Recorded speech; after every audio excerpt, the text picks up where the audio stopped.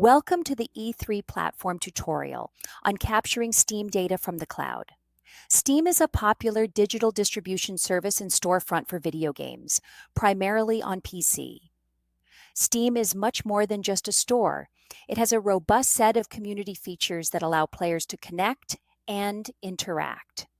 This data can provide valuable forensic insights. We will be using the E3 platform to capture cloud data for Steam. Start with a case, and then open the Cloud Import Wizard. When the Cloud Import Wizard appears, we're going to add an account, select the drop-down, and we're going to select Steam. You must know the end user credentials to the account, or you can collect them through the processing of a computer image. Once the credentials are input, we will need to authenticate.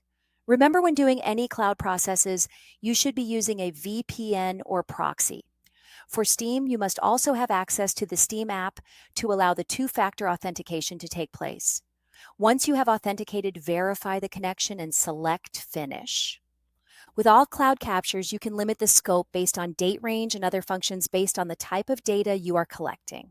Once you have the data selection, select Import Data, and the capture process will commence. Once that is done, you can select the Finish button and start reviewing the captured data. Steam data will contain information such as messages sent between different users. It will also have data about login and where the login was done. If there are group chats that have occurred, those can also be reviewed. You can see timestamps with all this data, as well as timestamps associated with different reactions.